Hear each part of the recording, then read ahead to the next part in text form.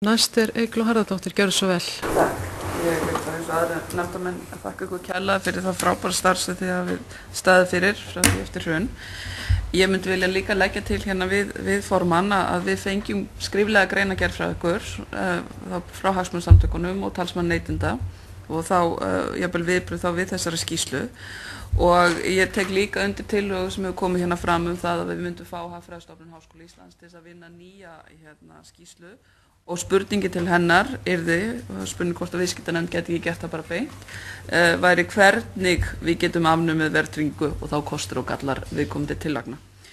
Síðan í skýrslunni eru nefndir nokkur möguleikar sem skýrsluhöfundar telja var hægt að nota til þess að draga úr verðtryggingu hérlendis.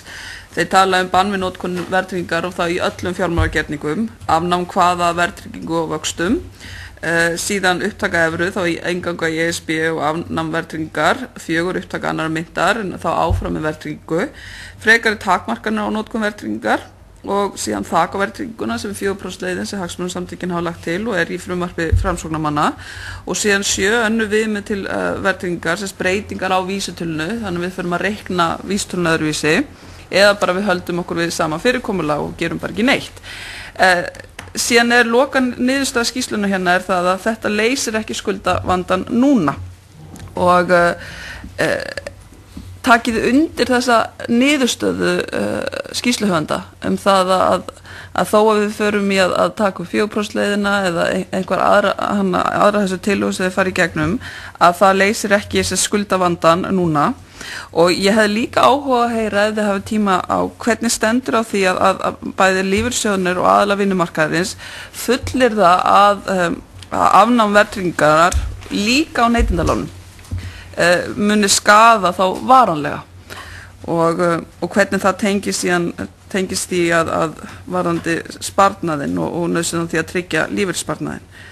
En að öðru leyti vil ég bara þakka kærlega fyrir fundinn og hann virkilega góðu fundur og uppfyldi mínar væntingar og ég vonast til að verði framhald á þessari vinnu. Takk fyrir það, gjörðu svo vel. Vissulega það rétt að sama hvað við gerum varðandi breytingu og verðtryggingu, það leysir ekki skuldavandann núna nema afturvirka aðgerð sé að ræða. Það fer ekkert milli mála að við byrjum bara að spila eftir nýjum reglum í dag að þá breytir það ekki stöðu okkar. Þannig að það þarf að vera eitthvað afturvirt líka til þess að laga skuldavandann. Sú fullyrðing að þetta skaði lífeyrissjóðina, þá hef ég nú aðeins skoðað það mál. Tryggvi Þór Herbertsson skrifaði skýrslu fyrir lífeyrissjóðina 2004 sem ég hef skoðað og einnig hef ég skoðað eignastöðu lífeyrissjóðanna og það kemur í ljós að fyrir utan náttúrulega ef við tökum þetta afbrigðilega ástand sem núna, það sem óverðtryggðar eignir lífeyrissjóðanna hafa ákveðna hluta horfið, að þá það þannig að 3 stærstu lífeyrissjóðir landsins sem eru starfsmanna ríkisins, verslunarmanna og gildi, að hver sig að þeim í árslok 2007 treyst var með minna en 50% eignasafnum sínum í verðtryggðum eignum og þau voru auk þess með verulegan minni hluta af ávöxtun sinni vegna verðtryggðra eigna. Þeir voru með miklu stærri hluta ávöxtunar sinnar vegna óverðtryggðra eigna.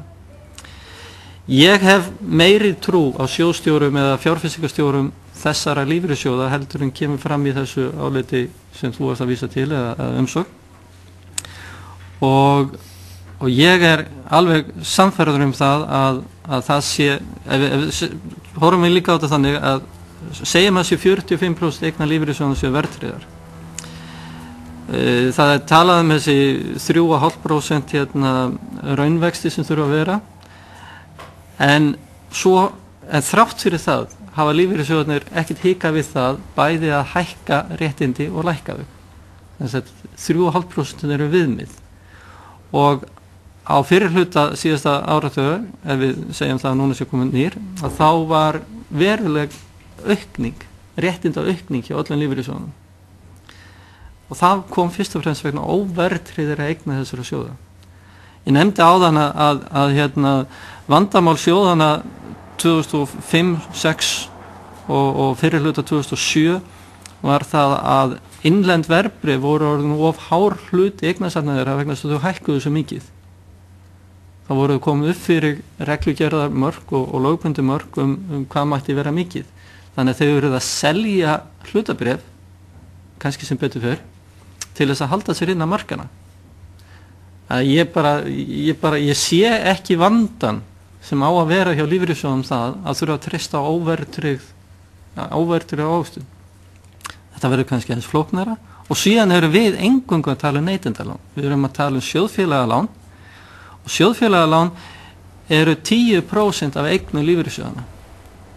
Það getur varla verið og svona mikill vandamál fyrir þá að missa þessi. Jú, ok, þá getur þau sagt íbúðalánasjóður, það er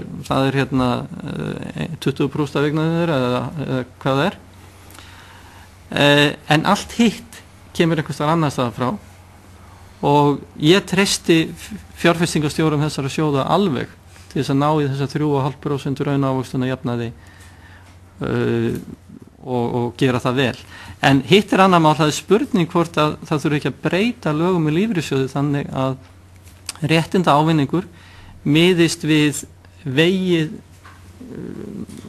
vegna ávöxtun yfir 10 ára tímabil, yfir lengra tímabil heldur en við erum með núna og þannig myndi réttindin hækka hægar og þá myndi heldur líka svona skellur eins og við fengum núna 2008, það myndi ekki koma eins harkalega niður vegna þess að það hefði ekki hækkað eins mikið.